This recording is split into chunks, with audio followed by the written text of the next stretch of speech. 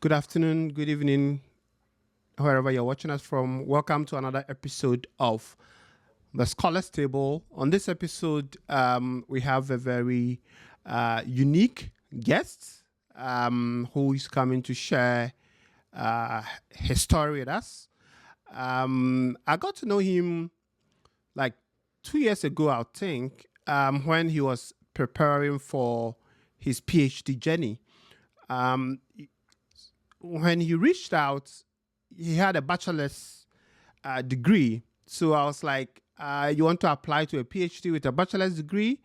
That is hardly possible because in the public health space or in the epidemiology space, it's quite rare to find someone come directly from a bachelor's degree program straight into a PhD. Most people would have a master's degree and some work experience before coming in, but he came in with very enthusiastic appeal. We worked together. Eventually, he got several offers, fully funded offers in the US, and currently he's a PhD student at the University of Chicago. We are going to walk through his journey, let him tell us exactly how that experience was like, to kind of guide people who are also thinking of applying to a PhD in a public health related field. So, thank you so much for joining us. Let's welcome our guest to the Scholars Table.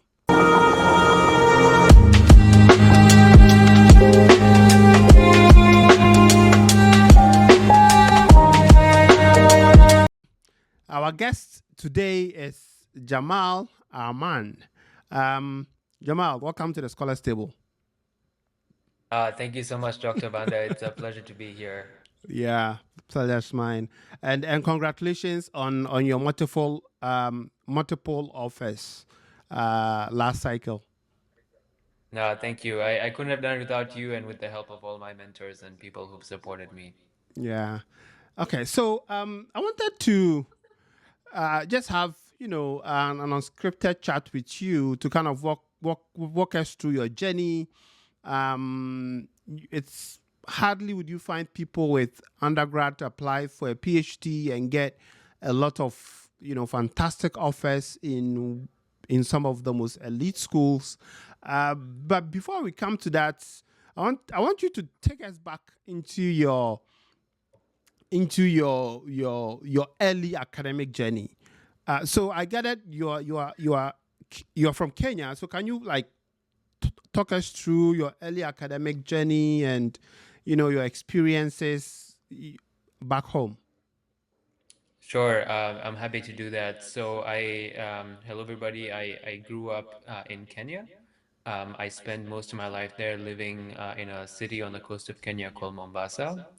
And I grew up in a large household with lots of family members, aunts and uncles and cousins, and we lived together in a very happy family. Academically, I did the British curriculum first for the Okay. majority of my studies up until my international GCSEs.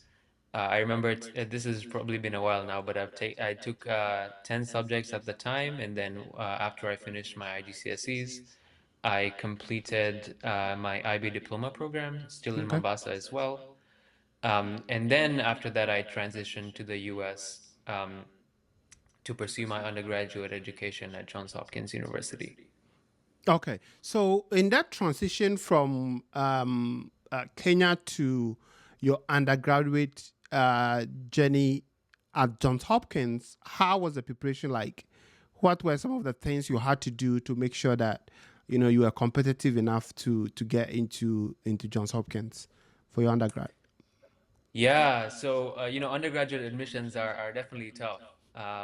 And so during high school, I guess it's a given. You want to do well in school, have good grades. That's a given.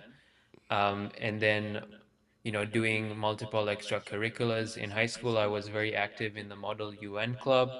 I also participated in a science Olympiad, where I took a research project. If I recall at the time, it was making biofuel from seaweed. Okay. and then they conducted a whole research experiment and presented some of those findings at a conference in Nairobi. I believe it was called the Golden Olympiad or something like that. Okay. Um, so I tried, I was also part of other things, like I was, in multiple organizations on campus. I was part of the tuck shop. I was part of the student council. So I tried to keep myself busy Yeah. um, Academics. outside of my academics to make Mm-hmm. sure I got different skills, made friends, but also built my CV record to make me stand out from some of the other applicants who were applying to undergrad at the time. Mm-hmm. And I think this might also apply for the graduate school admissions process as well, but having a good personal statement and good recommenders is always a plus. I think that's like the personal statement is the crux of your application. Yeah. Everyone will apply with awesome grades and awesome extracurriculars, but it's how you tell your story that really matters, right? Yeah. So I made sure I started early with the process. I sought guidance from the admissions counselors at our school, as well as some of our, I guess, teachers and faculty members in high school at the time. So bunch of different things I did, Yeah. and Yeah. and with the And grace of God, yeah, I yeah. I And you ended so, up where I so did. so you had to prepare and write the SAT, right? You did the Yes, SAT. that's correct. At, Okay. at the time, the SATs were still going on, so if I didn't mention, that's also some level of, time I took towards studying for those. I also at the time took the SAT subject tests. I believe I took the chemistry one and the maths one at the time. Okay. I think those at the time were optional, but it was still good to take if you could do well. Um, so that's what I did. Okay. But Okay. but it was tough. It was tough. I think I remember I had to retake the SAT probably twice or something or Oh, three I see. times. Okay. Yeah, it was tough. Yeah. I'm sure you are probably looking for, like a very high score because of the schools where, you had in mind applying to. So before you chose Hopkins, did you apply to any other schools for your undergrad? I did. So I applied to a couple schools in Canada, like McGill, Waterloo, University of British Columbia. Then Okay. I did several other schools in the States. I did Rice University, Cornell, Columbia, Tufts, a couple others. But I think when it came to decide, Hopkins definitely stood out for me. So that's how Yeah. I ended up there. Yeah. Okay. Yeah. I mean that it's a very unique experience, and you rightly mentioned that if you're thinking about either undergraduate school or graduate school, it goes beyond just your academics. So it's you are involved in a whole lot of other things, a whole lot of extracurricular activities apart from your academics, and that is always a plus for someone who's looking to take that step elsewhere outside of their home country. So let's talk about your journey at Hopkins.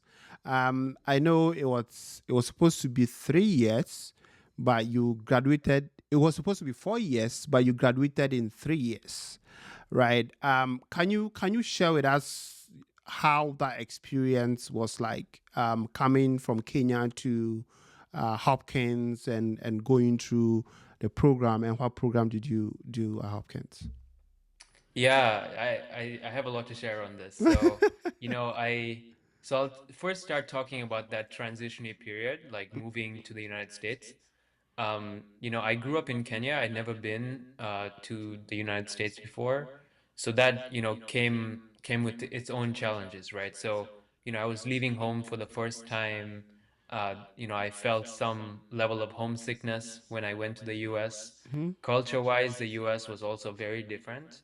Um, you know, I had to learn to be independent for the majority of things in my life. Yeah.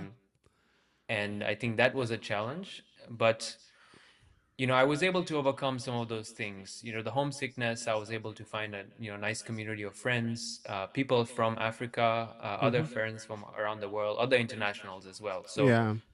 I found that community. We were all together, facing homesickness, facing, missing home food, all those things. And I guess that way, through a community, I was able to overcome that. And with time, I got used to it. So those were like the major transitionary challenges culturally. Yeah. Academically, there was also a major challenge as well. So, I in the schools I had gone to in Mombasa, we were a small class. We were about only maybe my graduating high school class was maybe 60, 70 people. Whereas Hmm. if you come to a place like Hopkins, there's like 1,500 people in a class. So I was, they use this analogy, I was like a big fish in a small sea, but Yeah. then when you come to a place like Hopkins or any other institution, you're a small fish in a big sea, right? So seeing that change was very difficult at first because coming to a place like Hopkins, everyone is so determined, everyone knows what they want, and that creates some level of anxiety, right? And I hadn't experienced that before, uh, but through like finding a community, getting my feet wet, it became more of like a norm. um, and I was able to overcome some of those feelings of adversity, and they call it imposter Hmm. feelings, right? Yeah. Those Yeah. things, yeah. Okay. So I know that when you reach out to me that you wanted to apply to a PhD program, and I asked you to send me your resume, I was quite intrigued because I realized that you had a lot of research experience, Mhm. whether publications or presentations, conferences, and all that. So I was a bit surprised that within 3 years, 4 years undergraduate, you were able to get involved in so much research projects. I can tell you that you can go through undergraduate training, for example, in Ghana, the whole 4 years, or medical school, the whole 6 years, without even thinking about research. Okay, so it's quite surprising that you were able to do all that. So can you like walk us through some of the highlights of your research experience whilst you were a student at Hopkins? Yeah, so my undergraduate degree was 3 years, right? So it was very short. And one of the reasons why I chose Hopkins was the ease of research, right? Super well-funded university. Yeah. Research is something that almost everybody does. Mm-hmm. So that was attractive. So that's probably the first thing I would say with that. And then in terms of my undergraduate experience, during undergrad, everyone was getting involved in research, and I was super interested because in Kenya, there's nothing like research, right? There are no research labs, or maybe there are now. It might have changed in the past couple of years, but research is not well funded, right? Yeah. So I tried to get involved to understand what research really is, how is it conducted. So immediately when I got there, I reached out to a couple of professors, and I first started working in a clinical research lab where we were studying Parkinson's disease. I spent about maybe about a year working there, and after working there, I was able to get maybe one or two publications out of that as a co-author. Mm-hmm. Um, and then I also did a bit of work sometime in my undergrad at a wet lab as part of my degree. My degree was in molecular and cell bio, Okay. and we had to do research. So I was in a lab studying the mechanisms of synaptic transmission in the neurons. Mm-hmm. Um, so that was really cool. But I want to say that the majority of my work came from an internship I did outside of Hopkins. Okay. So this was, I believe, my sophomore year summer. I had applied to do a research internship at the Stanford Center for Asian Health Research and Education. Mm-hmm. And that's when I received or I participated in a curriculum focused on biostats, epidemiology, health services research, research methods, and study design.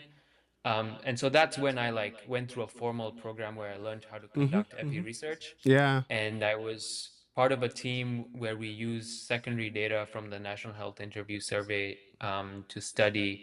One project was studying vaccine outcomes or vaccine rates in Asian American communities, and the other one was studying sleep outcomes. And we were able to take both of those projects all the way to publication. Um, so that's like the start of my Yeah. epidemiology career. And it just propelled from there. It went into so many other research collaborations and projects and publications, which we can talk about. But I guess since this is just about my undergrad life, Yeah. those were like the three main things or three main research, um, I guess, initiatives I was part of. Okay. Okay. Yeah. So that shows that even whilst you were in your undergrad program, you had some publications. Yeah. You okay. That's really intriguing. And so post graduation, after 3 years bachelor's, what what were some of the experiences that you gathered before applying for a PhD? Yeah, so I'll first talk about that internship, right? Mm-hmm. Um, I was part of this internship, and if you speak to some of the program faculty today, you might hear that, I'm still part of their family, and it's because I've been working with them for so long now. Mm-hmm. And so once I graduated from Hopkins, I was offered a position to come back to the program as like an administrator, Okay. working on curriculum development, research project administration, mentoring and teaching. Okay. Okay. So being like somewhat of like a TA for the program. And during that time, I mentored research projects. I helped some of the students in the program. I worked with the faculty, and I also had my own research collaborations with some of the faculty members. And so I did that full time for about a couple months, and then just worked asynchronously with some research projects with them. I was able to take some of those to publication. That's how I built a big publication record. Mm-hmm. But after working with them full time for a couple of months, it was just the nature of the position. I started working at Hopkins as I like to say a jack of all trades, but my official title, I was a research technologist, but Okay. I did a lot of study coordination. So I was working in a lab under Dr. Annie Antar in the Division of Infectious Disease at Hopkins, Mm-hmm. and I was managing two long COVID observational studies, recruiting participants, doing all the IRB Yeah. submissions, study events. And some of those projects, I worked there for 2 years. And so some of those projects, I had started writing, helped write some of the protocol, Mm-hmm. doing the IRB submissions, recruited patients, collected data, and even analyzed some of that data. So I saw study, where I was part of a few studies that went from all the way to the beginning, all the way to the end, right?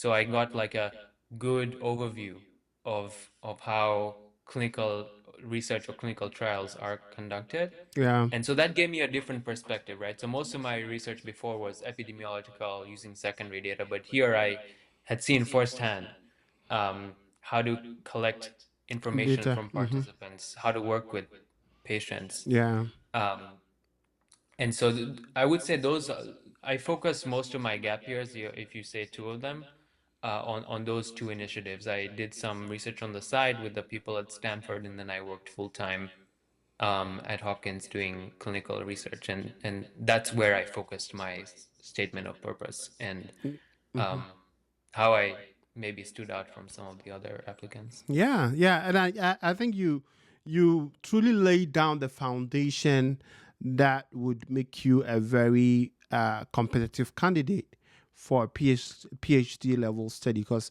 I can tell you, even those who finish their masters, the only difference might be the course content. But in terms of research experience, you probably have a lot of research experience than 80% of those who come in with their master's degree. So it's not surprising that you were able to get these offers. Now let's move on to your graduate school application experience itself. At what point did you decide that I want to do a PhD? I mean, with someone who you have all the research experiences, you can, you are part of a study, you can write, you can analyze. Why did you decide to get a PhD? Yeah, so I pondered with this question for a long time. And first, when I came to do undergrad, I was like, I want to become a doctor. Mm-hmm. And I first, for a long time, considered a career in clinical medicine. But then that's when I did that internship in epi, and I fell in love, right? I fell in love with the field, and I knew that I wanted at least some part of my career to involve Yeah. some level of epidemiology, Mm-hmm. biostats research, right? Or clinical research. I think Yeah. that's also a very interesting. And so I was in my gap year, right? I was accumulating all of these research publications, all these research skills, building the network, working with faculty members, and I was like, okay, um, what are my options, right? So I said, should I continue working for a while? Where do I see my career? I wanted to get a terminal degree, right? And so I had two options. I said, okay, do I get a master's or do I get a PhD? Mm-hmm. And so I thought very hard about this question, and I was like, okay, what will a master's give me and what will a PhD give me? Yeah. And when you think about a master's, as you said in the last segment, I have a lot of research experience. The Mm-hmm. only thing that a master's probably would have given me is Yeah. networking with the faculty, and of course the coursework. Yeah. Um, Whereas a PhD, I would be able to continue some of that research work and like set the ground running with that. Because my end goal would be to get a terminal degree like a PhD. So I Yeah. would have either gone through that master's PhD route or direct PhD route, right? So I was like, okay, I've been working for a while. I think it's time I sit down and apply to graduate school. And so I decided to shoot my shot to both of those Yeah. routes. Mm-hmm. And so if you were to ask me in an interview, like they asked me this in a grad school interview, by the way, Mm-hmm. why do you want to do a PhD at this point? And how I answered that was, I believe that all the research experience that I've had at this point has really prepared me well for a PhD rather than Yeah. doing a master's. So I think um, that's why I decided to go down this PhD route. Okay. So, in your application process, what would you say was the most challenging aspect of applying to graduate school? I know, like so the plan was to apply to some master's degree courses and also some PhD level courses. But what was the most challenging aspect of applying to graduate school? Yeah, I think there is the actual challenge and the challenge in the mind, right? Hmm. So I think the actual challenge was writing the personal statement of purpose, right? That Yeah. was the main challenge, and we can probably talk about that a bit Yeah. more. Hmm. But the other challenge which I faced constantly was this fear of adversity, right? So, am I good enough? Am I going to come in and get into a PhD? When I was interviewing, some of the other people who were interviewing had master's degrees, had like worked in the field for many years. Yeah. So I faced this like level of, self-doubt. And that was like the main thing. I would always doubt myself when I was like writing my personal statement or like uh, going along preparing my applications. I think that was like the major thing because I didn't think I would get in. Um, so yeah, I would say that is the major challenge if Yeah. going down this Yeah. path for me personally. That's certainly a challenge. So let's look at the application process, the how you put together your package. Um, Hmm. I know you was, I mean, reviewing your statement and looking at your CV. Um, it was quite challenging, right? So we didn't know which area to to stress because you had so Mhm. much experience. I remember telling you we can't fit all these publications on your resume, or we can't fit all this research experience on your resume. We have to select some and, provide a link to your Google Scholar or your portfolio somewhere. So, how did you approach writing the draft of your statement of purpose? Mhm. Yeah, that's a good question. So, the first thing I want to say is I started very early. I because I was working at the same Yeah. time and I was trying to apply, and I was like, okay, this is going to be a very difficult process. And I first said, let me start early, right? So I came up with like a timeline, or not a hard and fast one, but like by August I should have my first draft ready, or at least somewhat of an Yeah. idea. So I set that timeline first, and then in terms of writing the thing specifically, I did a lot of self-reflection. um and I asked myself questions like, who am I? Like, what makes like, what are the things that are important to me? Why did I come to the States? Yeah. um why am I here now, and like, where do I see my career? So I first did like a lot of self-reflection, like, what is my story? Like, what is the story I want to tell? So I asked myself those questions. I took a lot of time for self-reflection whenever I had extra time, and I would just journal. Like, I'll write down, Yeah. this is why I'm doing this. Like, this is why I did this 2 years ago. Um, and so I first started with that. I tried to create some kind of narrative, um, uh, for like the first paragraph of my statement of purpose, just to tell my story about who am I and where I come from. Yeah. Um, and then after that, I structured the rest of my statement of purpose based on the experiences. Like you said, it was very difficult, right? So I had done a lot of things in different areas. Um, Yeah. I had done work in health disparities, I did work in infectious disease, I did stuff in the lab. So it was trying to fit everything in one piece. So I also had to do some type of prioritization. So I Yeah. prioritized, like, what are the most 3 or 4 meaningful things that I want to use to tell my story, that have shaped me on this path to complete my, or to apply to a PhD, or I guess master's, right? So I did that prioritization, and then under each activity, I was like, okay, what did this teach me? What did I learn from each of these things, and why is it important to me? And so that's how I framed my personal statement, or statement of purpose. I was a research technologist at Hopkins. Like, I did XYZ, and like, I learned, the skills of clinical research, patient Yeah. interaction, and I also learned the humanistic perspective of research, right? Being able to interact. So those were the kinds of expressions and lines I used in my personal statement of purpose. Um, and then, you know, once I had written like what each section had like taught me, then there is that section where you need to research the faculty, right? Yeah.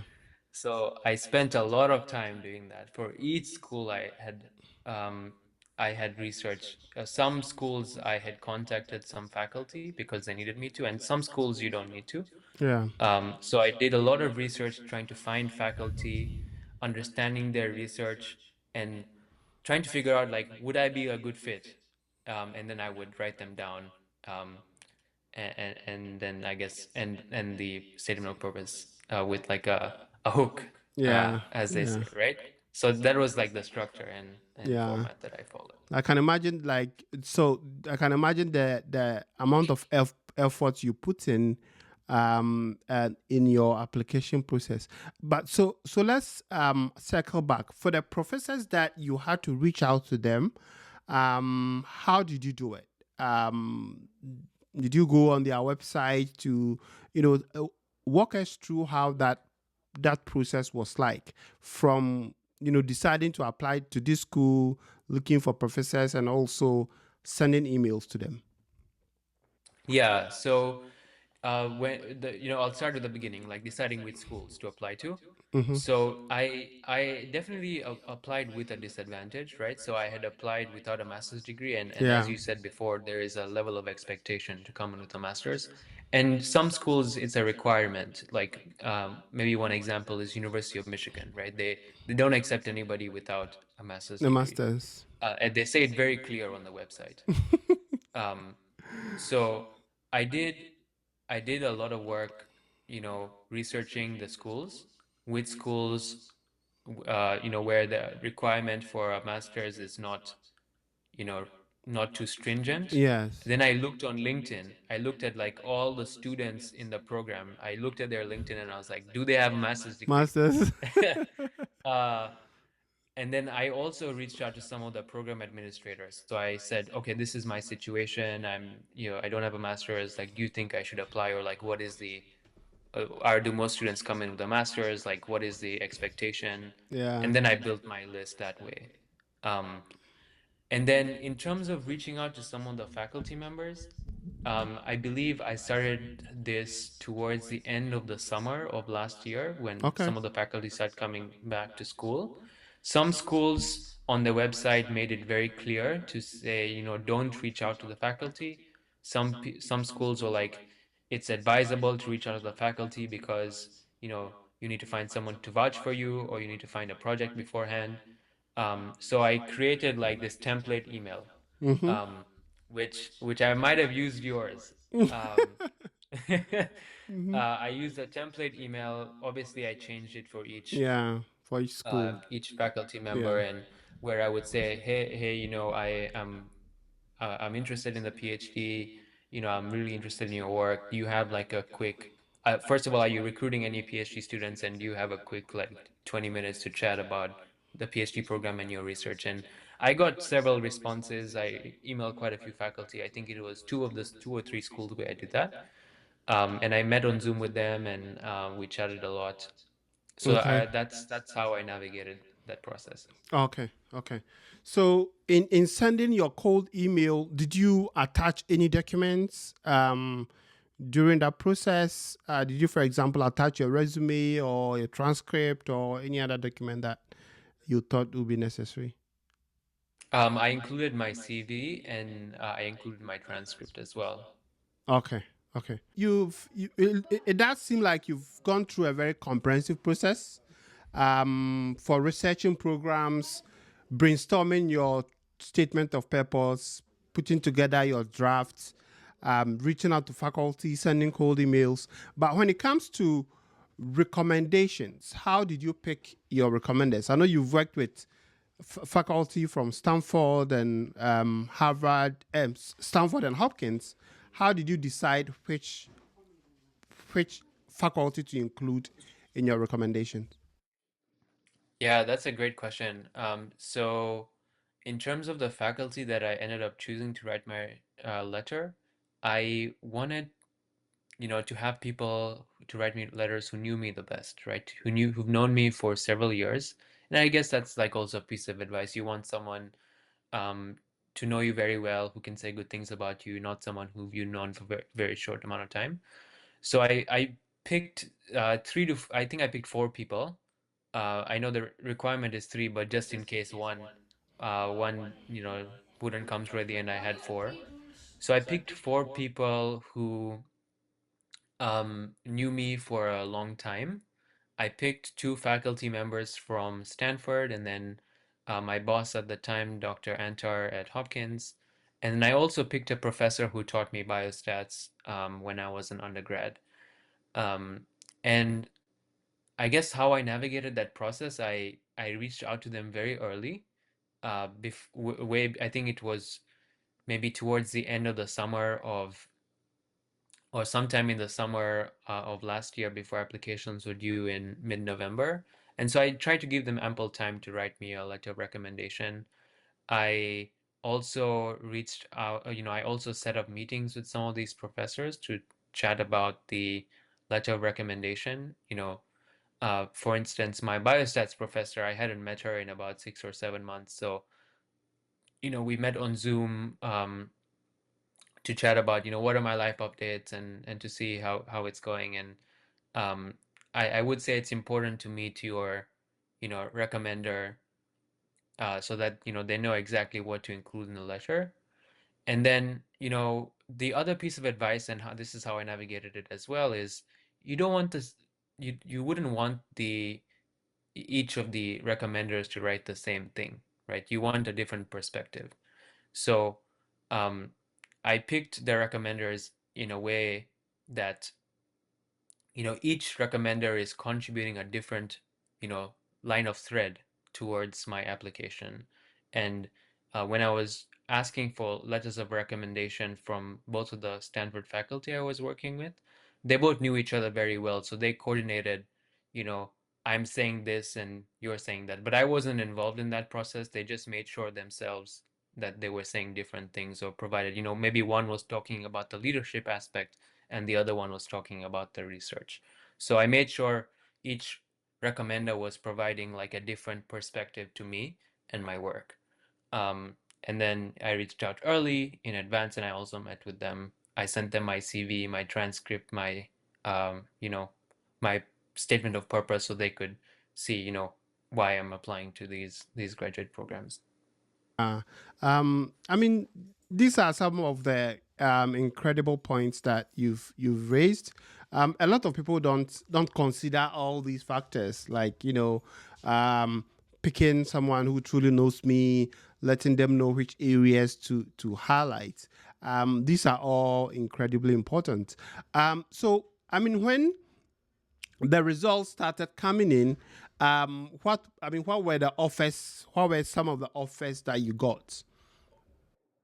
Yeah, so I had primarily applied to PhD programs. So I can't remember the number, but it was quite high. Maybe I applied to like 20 schools or something. I applied to Yeah. like 20 PhD programs, and then two masters or three masters programs, just as a backup. And um, I had got for I'll talk about the master's programs first. I had master's wise, I got into the Hopkins MPH, and then I also got into the master's in epidemiology at Hopkins. And then I think those are the two directly that I had gotten from. Um, and I was fortunate enough to get scholarships at both, not full, but a generous amount. And then for my PhD programs, I had got into the University of Chicago, and then I had two offers from University of Wisconsin-Madison for the PhD. But I did interview at other places as well, and um, even if I didn't get into a PhD program at a certain school, they offered me a master's. So, for instance, Stanford's PhD in epidemiology offered me a master's instead. Another example is Duke offered me a master's instead, or University of Illinois in Chicago also offered me a master's instead. So I had several master's offers, and then I also had um, three PhD offers, and then I decided to come here. Yeah. So so that meant that even the schools that you applied for a PhD, if they assess your profile and they think you have a strong case, but they still feel you would benefit from a master's program, they offered you that option of enrolling in a master's program. Yes, that's correct. Okay, okay. So you didn't have to apply separately to their master's um, program, but they decided that you've applied for a PhD. So if it's the same department, we can offer you a master's program I think that's dependent on the on the school. school. Uh huh. There was Most of them are like that, but there was one school, I think McGill. I applied to McGill's PhD. I had When I inquired, they were like, they won't consider me for the master's. It would be a separate application. But I anyway didn't apply for the master's. Okay. But yeah, you just have to do your due diligence to see, and do some research and talk to the administrators to see if they would transfer or not. Okay. Yeah, that's very important. And you've clearly stated that due diligence is like the number one aspect of the whole graduate school process. I know it was somehow difficult picking where to go. How did that decision process? How was that decision process like? Because you had a lot of incredible offers at the master's level. You also had a few offers at the PhD level. How did you decide that? I think this is the best approach. Yeah, that's a good question. So, um, really, at the time in my life, when I was deciding a couple months ago, I was very headstrong in doing a PhD. I had got different advice from different people. I was really, I was considering maybe doing the MPH at Hopkins for 1 year and then up reapplying, and maybe I could have gotten into a higher ranked program, um, or just getting into it straight away, right? So, between the offers I got for my PhD, um, the University of Chicago really stood out to me, and it stood out to me on multiple levels. My program is fully funded for 5 years, and they give us a very generous stipend. And I was very lucky from the department to also get a scholarship on top of that. So they're giving us a generous stipend, and then they gave me specifically an extra $5,000 as a health equity scholarship, and they also gave us a moving stipend, which was very nice. So it was attractive monetary wise, but it was also very attractive fit wise. So I had come here for an admit day. They invited all the students who got in to meet all the faculty, to learn more about the program. Um, and I really like some of the work that they're doing here, some of the faculty members. The program is very strong in infectious disease epidemiology and cancer epidemiology, and they prepare you well for careers in the industry, which is where I want to end up after post PhD. So fit wise, the program was, really good in terms of the monetary aspect, in terms of um, the faculty aspect. And something else I really liked was, most PhD programs in epidemiology, you have to know an advisor coming in.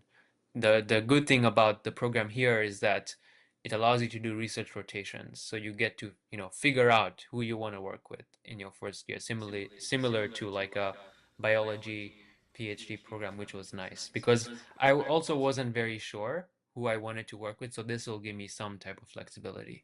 So Yeah. I completely enjoy I really like the program a lot. And then on the other hand, the other PhD offers I got, um, the funding wasn't very clear and research fit was not as good. Yeah. So PhD wise, that's why I ended up choosing the University of Chicago. Yeah, yeah. And I mean, at the PhD level, you just have to make sure you have your finances well covered. The Hmm. mechanisms should be as clear as possible with no hidden information anywhere. You should know exactly where your funding is coming from so that you Hmm. wouldn't have any other stress on your academic journey. I remember, I mean, in your case, I posted it like twice or three times on LinkedIn. Picking between masters and a PhD. I got a lot of interesting comments from some professors in some high ranking schools who all believe that going straight to a PhD, if that aligns with your interests, you know the program well, it's funded and all the specs, then that would be a better decision than, for example, going with a master. So I guess you made the right decision. Um, so let's talk a bit about how at what point did you like reach out? At what point did you reach out to me? Um, where did you where did you find that info that okay, I think I can reach out to Dr. Banda to see how he can assist me in this journey? Yeah, that's an interesting one. So I at the time was looking at the schools. I was thinking about the career, and I was okay. I'm working at Hopkins. Let's look at this epidemiology program at Hopkins. Okay. And as you know, Hawkins is the best program in the country. So I was looking at the program and then I looked at, who are the students? And then I think we connected on LinkedIn. And um, when we connected, I saw that you had a YouTube channel. You posted a lot of informational uh, things on YouTube and then also on LinkedIn on the graduate school application process. And that was gold to me. I would watch your videos all the time. You had great videos on, how to answer this type of question, how to write the personal statement, what to think about, how to reflect. And so I found your information very helpful. And then I think you had posted something about creating some type of mentorship platform. Uh, Yeah, yeah, it was the Empower to Mentor program. And so I had applied to be part of that. And then that's how we got connected and had joined in on the sessions. And then, um, yeah, you've been very instrumental. The resources you've been putting online, and even today, till today, like some of your recent work on, I saw a few posts on MPOX and, how to write Hmm. a research paper and Yeah. thesis proposal. So all those things are not only necessary for the application process, but also like for down the line. So it's like this continuous level of support that I appreciate as well. Yeah, yeah, and I mean it was easy working with you because I could see that you have done your research. You know exactly what you wanted to do. I didn't spend much time reviewing your SOP. Um, I think I even spent more time on your resume than your SOP because your SOP was well crafted. I just had to put, some structure to it. So even before we started the journey, you had done a lot of due diligence, and hopefully, this video will provide people with, some of the steps that you went through before really deciding to apply for a PhD. I mean, you finish your undergrad in 3 years. You're now doing a PhD, a lot of research experience. How is the future looking like? What are your plans post PhD?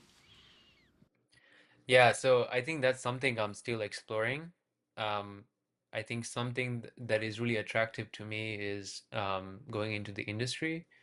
I'm really interested in doing some type of clinical research at maybe at a pharma company or clinical research organization. But I'm hoping that through the next couple of years, I can network and figure out exactly what the options are later on in the line. I know there are many options in the NGO sector, or maybe in academia or in consulting. But for now, I'm probably looking towards maybe working at a big pharma company. Um, but I'm still very open. As you said, I am still young, and I'm open to different opinions and advice. But for now, that's the direction that I'm going into. What I'm saying is that, so for international students who are contemplating on doing their undergraduate program in in a foreign institution, what advice would you give them?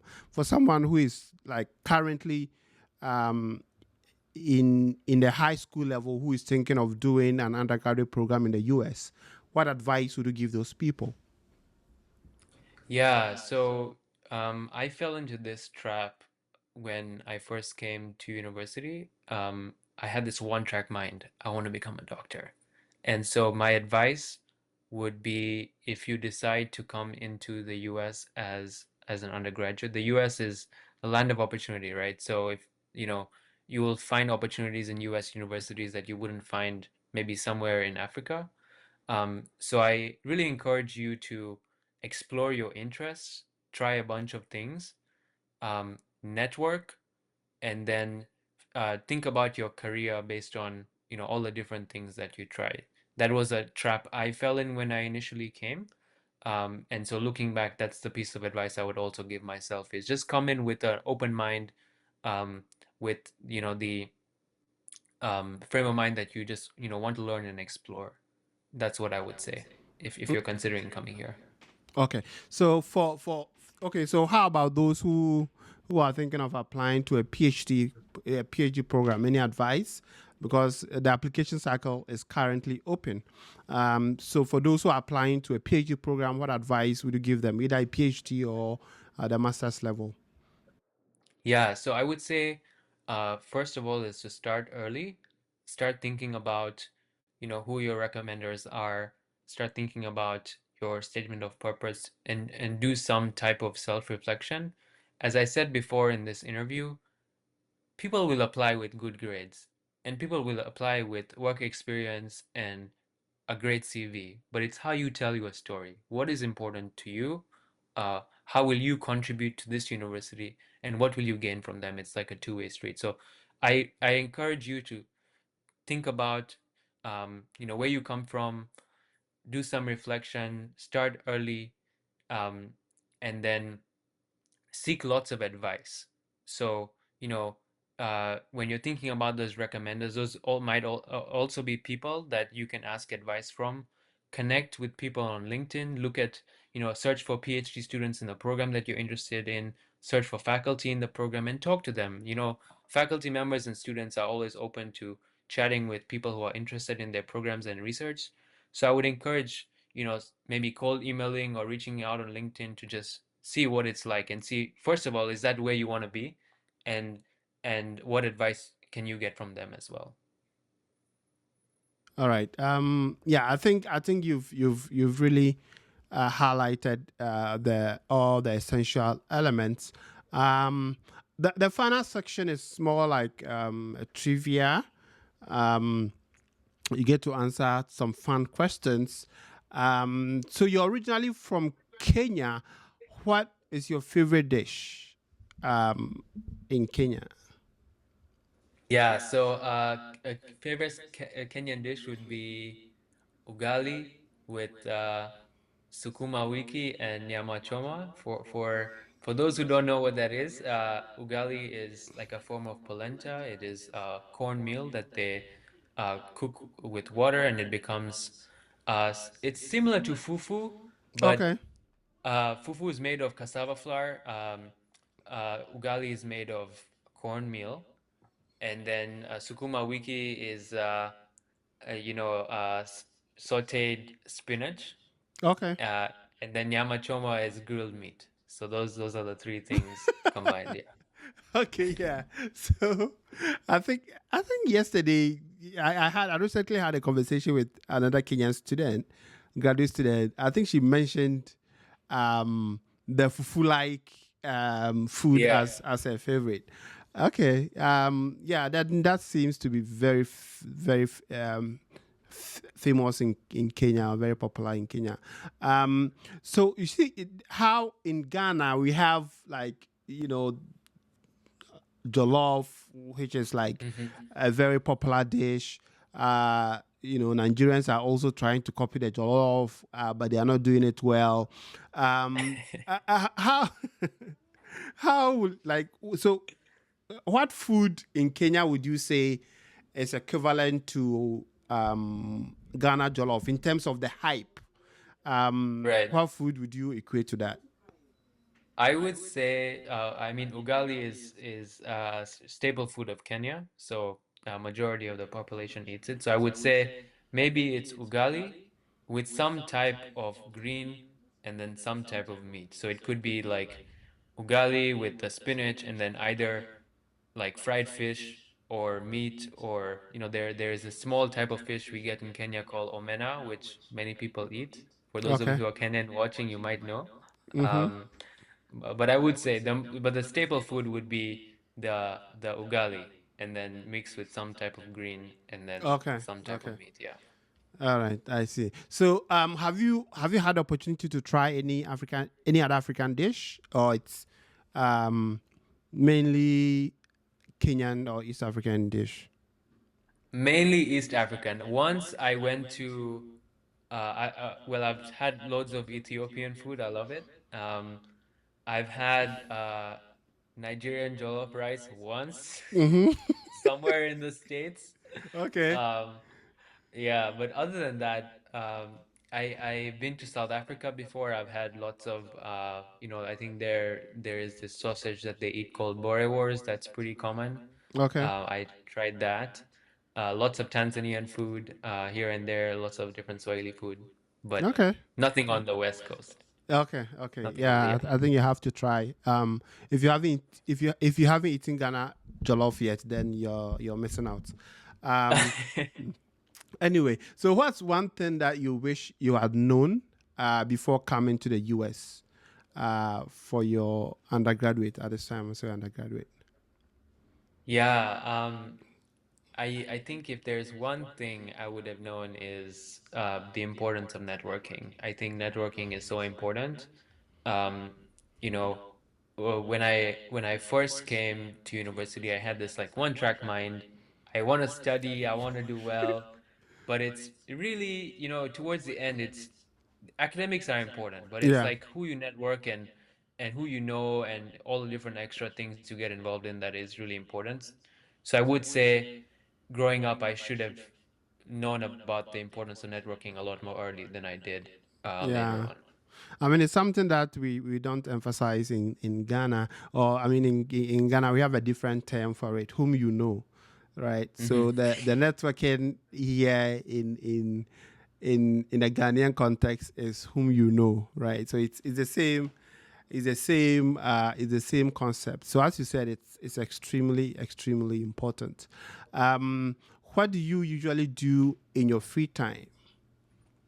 Yeah, so I'm a big fan of physical fitness, so I like Okay. to work out. Weightlifting is something I really enjoy. I also enjoy cooking. I try to make something new every week. And then I also like eating. No. So I'm a big foodie. I like to go to maybe a different restaurant every week And with some of explore. my friends Okay. to hang out there and explore. Yeah. Okay. Well, so what's one place in the US you would want to visit? That's a good question. So I've been to a couple places in the States, but if there's one place I want to go, it would probably be Hawaii. Okay.